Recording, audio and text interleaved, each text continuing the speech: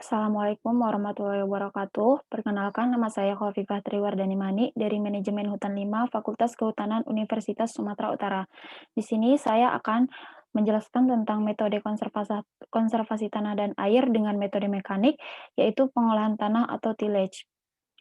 Menurut Jambak 2017, terdapat dua jenis pengolahan tanah, yaitu pengolahan tanah intensif dan pengolahan tanah konservasi.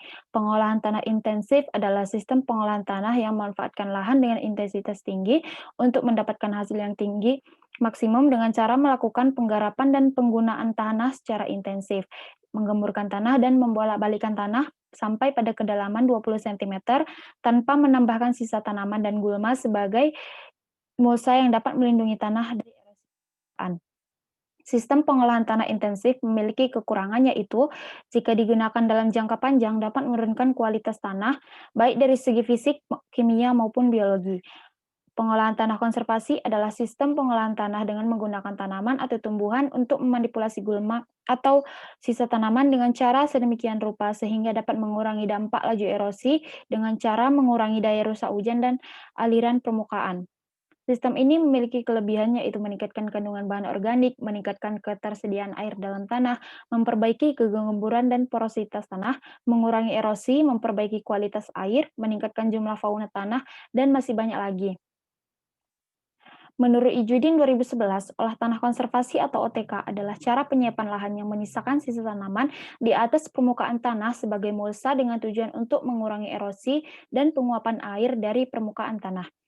Olah tanah konservasi ini dicirikan oleh berkurangnya pembongkaran tanah, penggunaan sisa tanaman dan kadang-kadang disertai penggunaan herbisida untuk menekan pertumbuhan gulma atau tanaman pengganggu lainnya.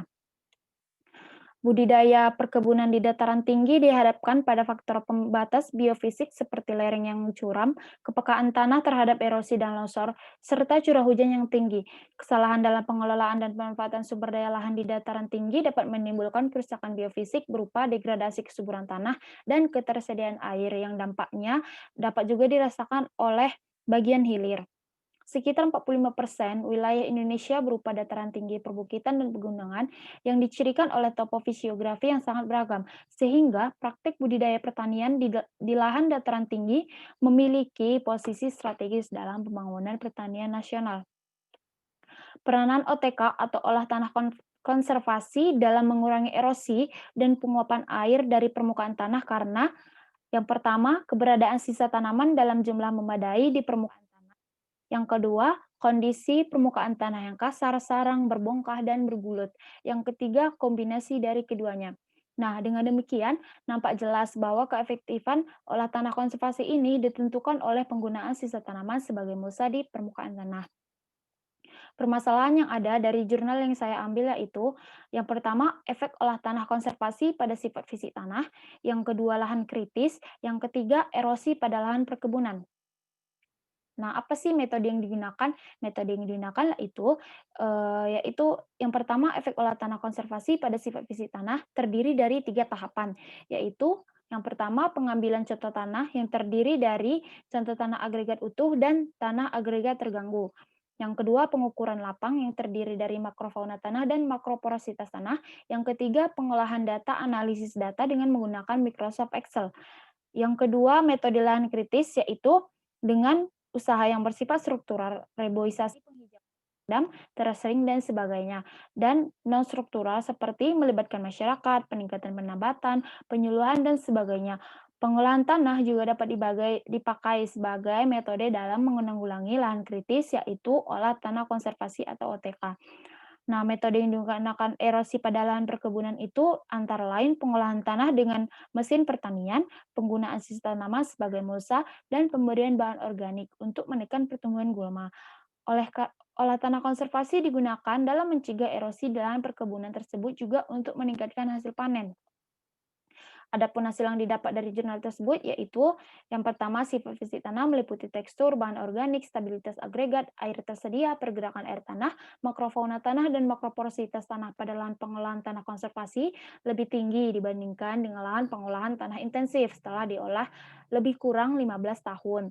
Yang kedua, secara umum pengolahan tanah konservasi menciptakan kualitas fisik tanah baik dibandingkan dengan pengolahan tanah intensif yang diolah secara terus-menerus selama lebih kurang 15 tahun.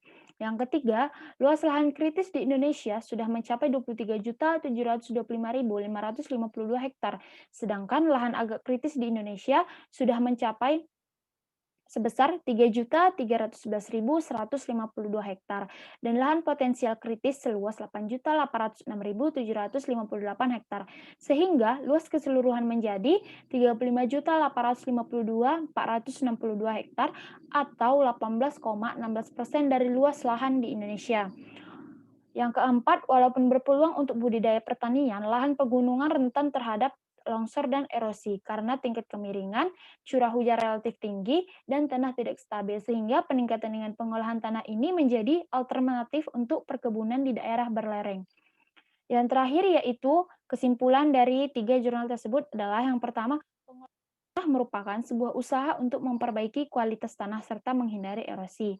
Yang kedua, pada lahan kritis, pengolahan tanah merupakan salah satu pilihan yang tepat karena dapat meningkatkan unsur hara tanah menjadi baik. Yang ketiga, kesalahan dalam pengolahan dan pemanfaatan sumber daya lahan di dataran tinggi dapat menimbulkan kerusakan biofisik seperti degradasi kesuburan tanah dan ketersediaan air yang dampaknya tidak hanya dirasakan oleh masyarakat di lahan dataran tinggi tetapi juga di bagian hilirnya seperti banjir kiriman. Yang terakhir, daftar pustaka berikut. Terima kasih. Assalamualaikum warahmatullahi wabarakatuh.